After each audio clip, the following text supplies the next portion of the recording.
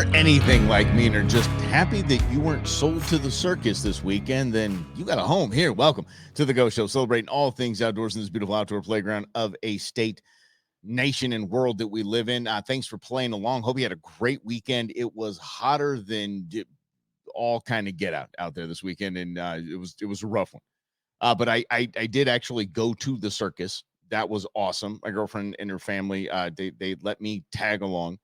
And I hadn't been in the circus since I was 10 years old. I thought for sure these people were going to sell me to the circus. They might have made a joke or two about it, but I don't think they were joking. Which kind of seems like a pretty interesting lifestyle. Yeah, the whole circus lifestyle seems very interesting, very festival, very carny kind of vibe going on there. But man, the talent is just absolutely bananas, absolutely bananas. And you think about anything like that, because let me put it this way. Getting outdoors in the summer, in July in Arizona, yes, the circus is getting outdoors. But Mike, I know it's indoors. I know, but you got to walk from your car to the actual venue, and it's getting outdoors. For the love of grief, I think I'm sunburnt just from walking from the stadium to the venue to the parking garage. Whew. Unbelievable. And if you're at a D-backs game, the Guy Fieri joint across the street, trash can nachos, worth the trip. Trash can nachos are absolutely fantastic. But anyway, yeah, I was thinking about what's up, Eddie? Happy Monday to you, buddy. I was thinking about what it takes to do that kind of thing and be a circus performer. And there's like kind of like a minor league, kind of like you're a roadie, and then you're learning, the apprenticeship in 10 years, and this it's just absolutely wild. And I got to thinking about this in a few other conversations that I had over the weekend. Is something that one of my old therapists told me. He said, everything everything you've ever done, you've sucked at the beginning. Every single thing you've done, you've sucked at the beginning. And I think about that. I tell the kids that all the time, and trying something new and they get discouraged. And you think, these people in the, doing the trapeze and whatnot, I mean, just swinging back and forth, they sucked at that. They weren't doing it right. And the first time they went to the next one, kind of and grabbed the next one. They probably missed the damn thing. And now they're doing the craziest things in the world above the circus. And it's amazing. But it's the same thing in the outdoors. It could be water skiing. It could be hunting. It could be anything. It could be golf. Golf is outdoors. I'm a fan of golf. You just suck at the beginning. You have to keep trying. I always say that I'll try anything twice, and I try to stick to that, because the first time just might have been lame. And so I'm just, all right, I'll just try, maybe it was a certain type of fishing, like fly fishing. I have to try again because the first time it was lame. I hated fly fishing. I couldn't stand it. It was boring. There you go. I've said it. So the diehard fly anglers out there, you can come at me. It's fine, but tell me, change my mind. I'm willing to have my mind changed, but I just did not dig fly fishing. Man, I just like getting a little whip, just get you a little wrist action in there and throwing some topwater lures, and maybe hanging it under a dock or something like that. None of this back and forth and tangled up, and there's line. Why is there line at my feet? I don't get it. Why am I reeling in a fish, pulling line like this? And I just didn't. I wasn't a fan. But I'll try anything twice. So if I have a better experience second time, maybe I'm going to try it again. Maybe it's just that I sucked the first time at it. So I'm going to try it again, and going to try it again, and going to try it again. I'm not going to I'm not going to give up on it if I like it. So I'm going to keep on doing it. And just the kind of circus was pretty motivating. It really was. I mean, just the talent is just off the chart, the talent that these people have. And I actually do know how to juggle. So I thought that's why they were going to sell me to the circus, because I can juggle. I learned how to juggle because my father was very strict. My biological father was strict. And I remember I left the garage door open when I went fishing one day. And I went fishing a few miles down the road, this little community pond. And I came back, and he had gotten home from work, and he saw that I left the garage door open. Dude lit me up. So I was grounded in my room for 2 weeks. I couldn't leave my room.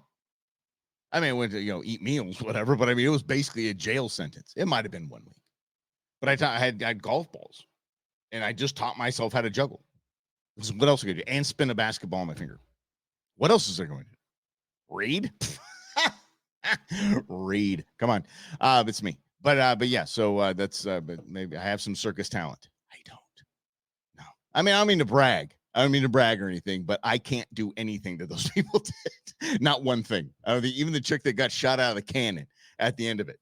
Yeah, that was interesting. I was like, I don't know if there's really a ton of talent there or just this is what I thought I want to do. I think I want to get shot out of a cannon a couple times a day and make a good living, travel the country, Yeah. Mm-hmm. Yeah. Thanks for hanging out with us. And again, it is hotter than all kind of get out. I want to talk to you about something that I was reading about last week. And I think as we break down these principles, it's something to talk about.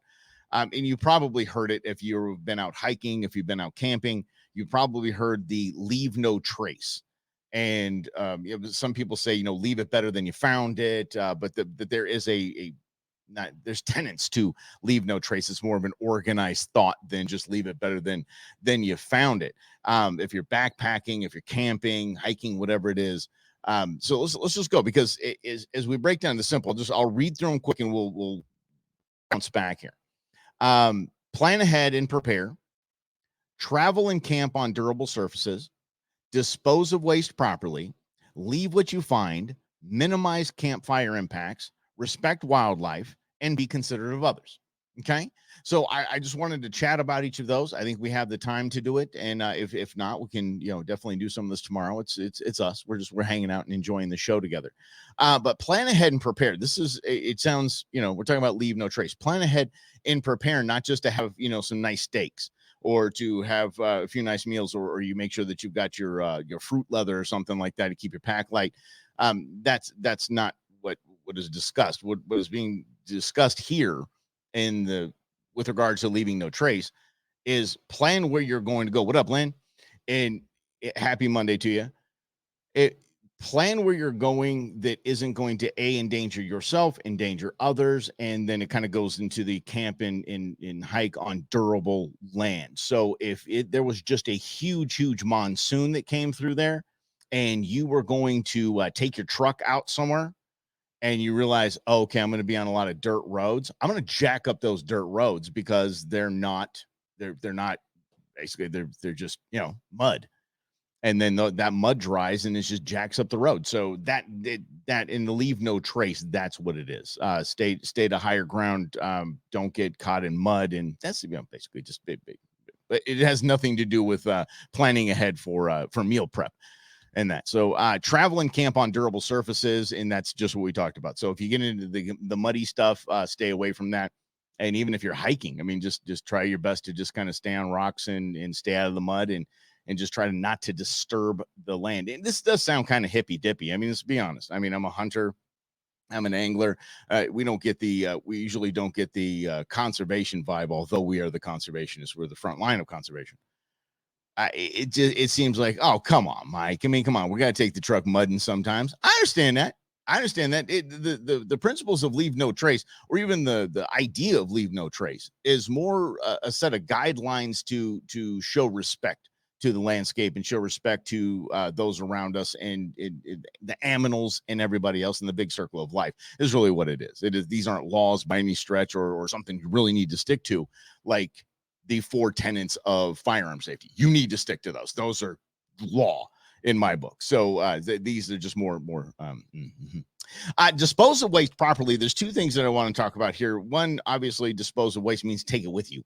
Or if you're at a national park or a state park or something like that, and there are receptacles to throw your trash away, throw your trash in there. But you make sure you tie it up, bag it if you can, and make sure that if you were an animal cruising by, that you wouldn't be like, did they throw half of a burger away over there? What do you got? It's kind of that vibe, right? So disposing your trash properly and your waste properly. And the second thing is take more out. If you're a backpacker or a hiker, just keep a little trash bag. It doesn't have to be, it could be a little grocery bag, a little plastic grocery bag, and just kind of keep that with you, maybe in your pocket, and just throw some stuff in there, tie it off on your camel pack or your bag. And just, if you see something out there, just grab it and put it in the trash.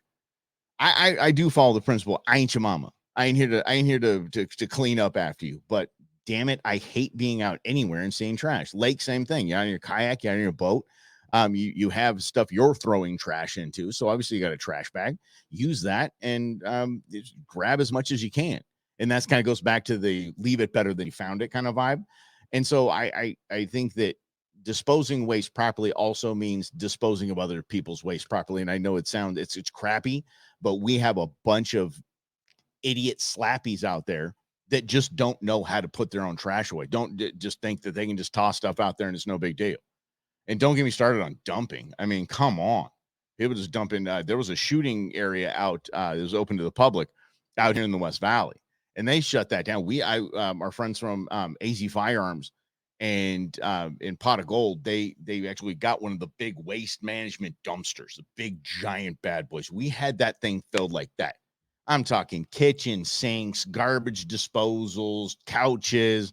I mean, just people just throwing stuff out there. We had it filled up, and the place looked great. 3 weeks later, go out there, place looked the same. It's like tore up, trash everywhere.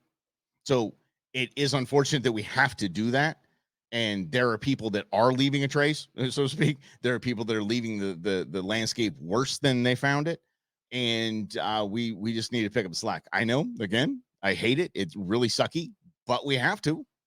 It's our job. I mean, hell, even if I'm out at the hunting club, I'm out there with Tony at Desert Creek Sportsman's Club. I mean, the kids are picking up holes left and right. And that isn't because people are slappies and people are rude. That's just sometimes, I mean, the nature of bird hunting. I mean, pop, pop, pop. And you're like, you go get a down bird and you're like, oh crap, where did I shoot that from? And you're looking around and you're like, oh, okay, I found here someone else's holes. Okay, well, maybe they'll pick up mine. But it's important to do that. So many reasons. I mean, just the plastic and the metal and stuff and bleeding into the soil. And I mean, there's so much that we need to do. That when you dispose of waste properly, it means yours and unfortunately the others, the slappies that just can't get it together, the slappies that just don't understand I don't know, common sense. Thanks, Matthew. Appreciate that. It's wild. It's absolutely wild that they just I can't get my head around. I'm gonna go throw a sink out here. I'm gonna go throw a washing machine out here. Everyone got bulk trash. Everyone. And if you live in an apartment, you've got big dumpsters. Like, what in the world are you taking out to the desert for? Well, I wanted to shoot at it. Okay, well, take it home then. Full of holes. Fine by me. You could do well with tannerite. How about that? Yeah. No, don't do that. Don't do it, please. No, I did not suggest that in any way, shape, fashion, or form. Oh yes. Oh my goodness sakes, Matthew. I'm telling you. He said this. He said the best dove hunting spots in the state have been ruined because idiots throwing trash and not picking up holes. Yep, they're ruining it with their ATVs. Oh my goodness sakes, yes. And I mean, that's kind of a tentative leave no trace when you talk about tearing it up with their ATVs and stuff like that. Look, I'm not going to begrudge anybody who's out there just tearing it up on an ATV. If they're staying on the trails and they're having a great time and getting into the bowls and everything's good, they're staying in designated areas. Fantastic. But damn, the majority are not doing that. I'll just put it that way. And I've had 2 dove spots that I could think of that had been shut down just for that reason. And not the ATVs, but people just trashing it. And this is some farmers too. Farmers are like, I used to let people hunt here all the time. And now I just don't, because we just can't. And just because people trash it. So yeah, so that's kind of why I wanted to get into leave no trace. And by the way, a little hint for dove season as it is coming up on us, sneaking up on us. It should be a national holiday, September 1st. But it is sneaking up on us. And for dove season, if every year you aren't finding a new spot to go to, you're just going to run out of spots because of this, because of exactly what we just talked about. It's going to get shut down, and you're going to have to spend your opening day, your opening 2 days, your opening weekend, whatever it is, looking for a new spot. So always every, kind of mid-season or maybe after the season, why don't you go see if you can scout some new spots. And I'm going to try that one. I'm going to try that one. Add them to your list, put them on your Onyx, and then go from there. This is an interesting one. We're talking about the 7 principles of leave no trace. And this is interesting to me because it says, leave what you find. I didn't know this. Do you understand there are laws that you cannot pick certain things up and keep them? Yeah, like and I did not know this. I did not know yours. Not if you find an arrowhead, that stays right there. I did not know this, and until I was dove hunting. There we go, and several years ago, and I was the game and fish truck came up, and of course I'm doing this. Look, Where's my license? Where's my license? Although I have it in 9 different places. But they come in, I'm thinking, oh, great, what did I do wrong? And it wasn't managers, it was unit managers, excuse me. It was, they were the archaeologists. The Game and Fish has 2 archaeologists. I thought that was the coolest thing in the world. I'm like, wow, like in an Indiana Jones kind of vibe. And they said, look, here in Arizona, you can't move a fence line without calling us first. We have to go and make sure that you aren't disturbing any artifacts, anything, any of that kind of thing. And it's very, very detailed. And that's kind of the tenant, leave what you find. Unless you're out there shed hunting, then go absolutely nuts, because shed hunting is rad. That's the way to go. Mm-hmm. Yeah. Why would people waste time ruining beautiful places? Buddy, Len, I got to tell you, it happens all the time, everywhere. It's mind blowing. Just that people would just jack up the landscape. You want to bet? We of course we aren't getting into politics here. We won't do that. We do that on the other show. If you go down to the southern border right now, what's happening with the landscape? I'm not talking about people. I'm talking about the medicines, the cell phones. What do you call those little things that you put in, the little SIM card that you put in there? All of the junk that is just thrown is absolutely trashed. When I was down there, I asked the Yuma County supervisor. I asked him. I said, who comes and picks up all this trash? Clothing, lots of clothes. I said, who comes and picks up all this trash? He goes, we just did it 2 days ago. I'm like, oh my gosh. I said, how far back does this go? He goes, miles. He goes, miles and miles and miles, man. You find syringes, drugs, it's all just bleeding into the soil and animals, and it's bad news. So obviously in the human trafficking world, I don't think leave no trace is part of their training. But that's definitely it's a thing. It definitely is. Minimize campfire impacts. This is huge to me because we're dealing with wildfires again. California is up in a blaze again. But a lot of that has to do with poor management of forests and in those areas. But still, a lot of it started by campfires. And it always amazes me, no matter how many times I go camping, that the next day, it looks like the fire's out, just burned out overnight and everything's great. And you just throw like a napkin in there or something, just lights right up. And you throw some water on it, and all that craziness. And that's fun to watch. I don't know if you're like me, but I will really watch that, and it's bubbling up in areas. And I for some reason I'm a nerd like that. It just kind of looks volcanic and cool. But yes, it is. You need at least a gallon of water on those campfire sites the next day, in the campfire area the next day. Just you do, and in minimizing its impacts, and we get that a little bit later. But it's something. Respect wildlife. I think this goes back to, and this is the 7 principles of leave no trace. Respect wildlife. I don't think it. I think it goes without saying for us, for you and I here, but it really isn't outside of that. I mean, I'm no fan of the feral horses on the salt. I'm really not. I think there's so much more to the story than most people know. And we can have John Colzar on again to explain it and give us an update on what's going on with the feral horses in the state, which are just crushing our landscape.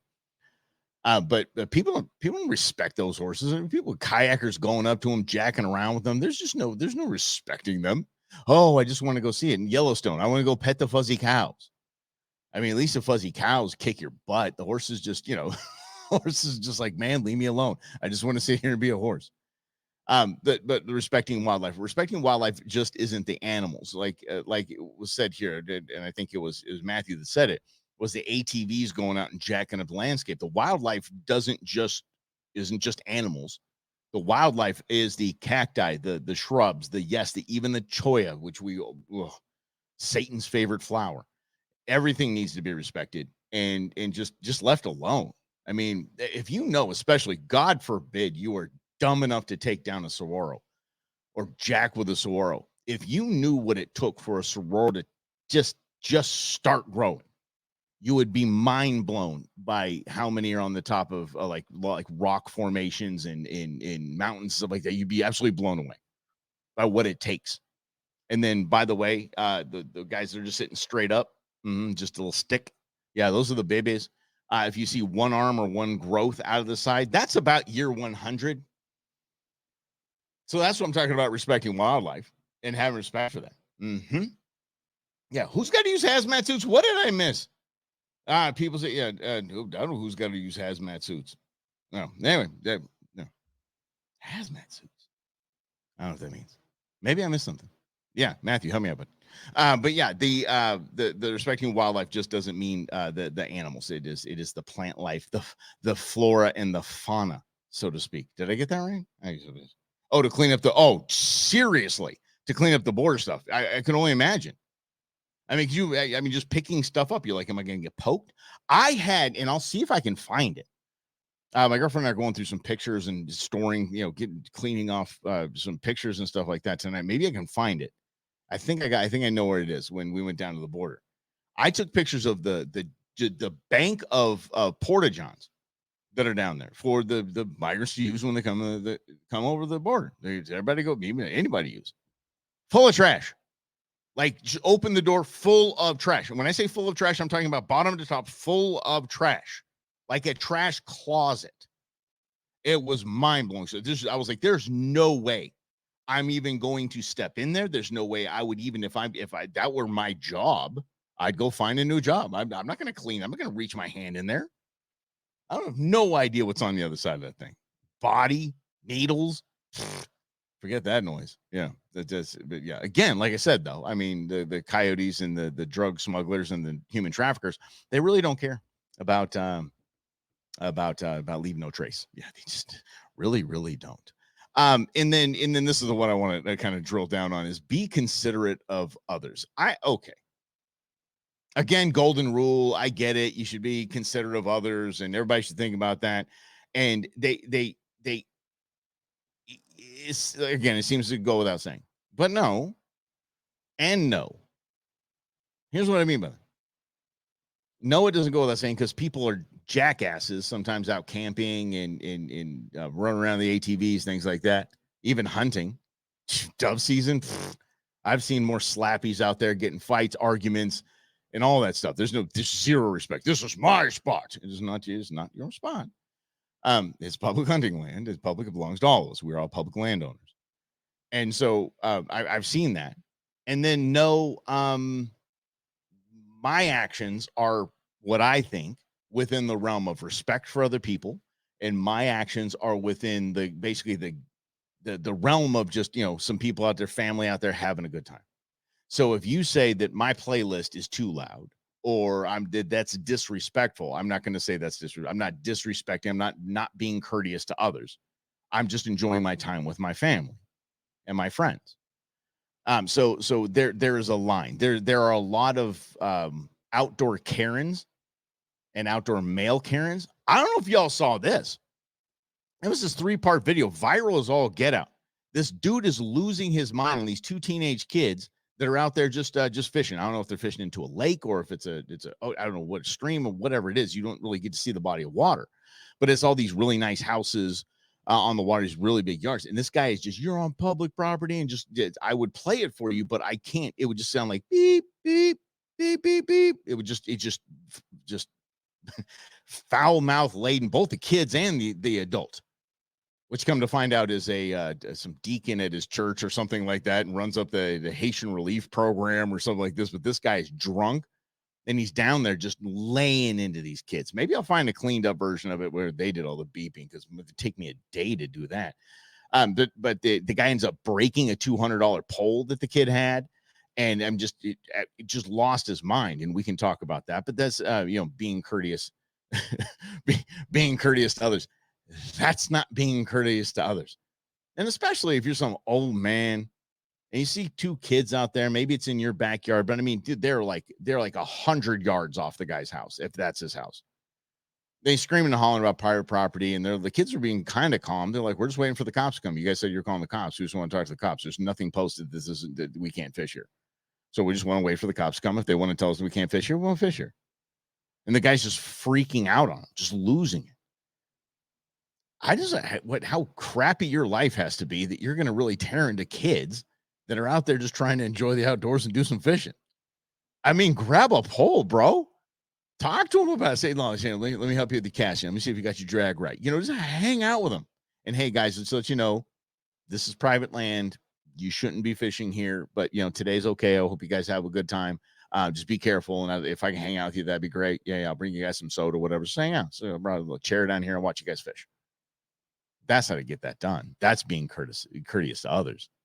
And I think the kids, for the most part, were trying until they broke a 200, until he snapped one of their poles over their knee. And then it was just beep, beep, beep, beep, beep, beep. Oh, man, it's absolutely crazy. So, but yes, the be courteous to others thing. It just sometimes, y'all, you have to set your expectations.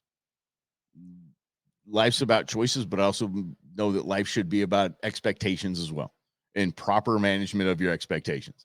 Because if you're going out to Lake Pleasant and you're going to beach camp anytime during the summer, you are going to have loud music playing by you. You're going to have people being loud by you. You're going to have people that are, using the F word as a comma. And that's just how it's going to be, to manage your expectations for that. And I think that is, I think that would probably be the core of be courteous to others, is managing your expectations and realizing that everybody out there is just a bunch of slappies. Mm-hmm. Yes. Nat Geo yesterday. Well, all right. People getting killed, hundreds of birds. Okay, well, okay. So Lynn, what kind of birds were those? So you said you saw some on Nat Geo where people were killing hundreds of birds just for their breast meat and tossed the rest. That's actually, it's fairly common. I don't see it. I don't see breast out so much in pheasants and duck, but I do in dove quite a bit. Whole dove is challenging. Whole dove is challenging. I haven't seen it in quail, but I have seen it quite a bit in dove, and I am very, very guilty of doing the very same. It is a lot of work for a lot of nothing after that. So the breast meat is where it's at. But yeah, what type of bird was it? That'd be interesting to know, because again, I breast out dove all the time. That's what I make my dove poppers. I actually just saw a jalapeno dove popper pasta salad recipe, and I am on it like blue bonnet. Oh my gosh, that's got to be fantastic. Yes, I love some dove. Big fan of dove. Anyway, so again, in the going, just the tenets of leave no trace, just their principles, just basically guidance to kind of keep that in mind. Again, it's not like the 4 unbreakable laws of firearm safety. It is, they're just guidelines, and just do your best to not wreck the landscape. Do your best to respect the wildlife. Do your best to respect others, and plan ahead. And with a little bit of planning, and that's why it's the first principle. Planning ahead is going to change really everything for you. It really will. And I think if we all just kind of did that, who am I kidding? I know we're the responsible ones that are going to do that, and the slappies out there are not going to, and they're going to make everything terrible, and they're going to litter and Someday we'll get serious about it, and we'll start taking these bozos on and really find them. Somebody that walks out of their campsite, like I've seen several campsites up in Flag, just trashed, just broken chairs and easy ups and water jugs, and just absolutely thrashed. Yeah, if we got serious about watching those dudes leave and just giving them a big fat fine, maybe we'd be on it. So yeah, maybe just that's all we can do here on the Go Show. Just got microphones, we got comment sections. We can do this. We can do it all together, right? And let's do this again, shall we? Let's do this again tomorrow at 11 right here. It's like we're doing it Monday through Friday, 11 right here on the Go Show, celebrating all things outdoors in this beautiful outdoor playground of a state, nation, and world that we live in. Have a great afternoon, everybody. Thanks for hanging. See you tomorrow.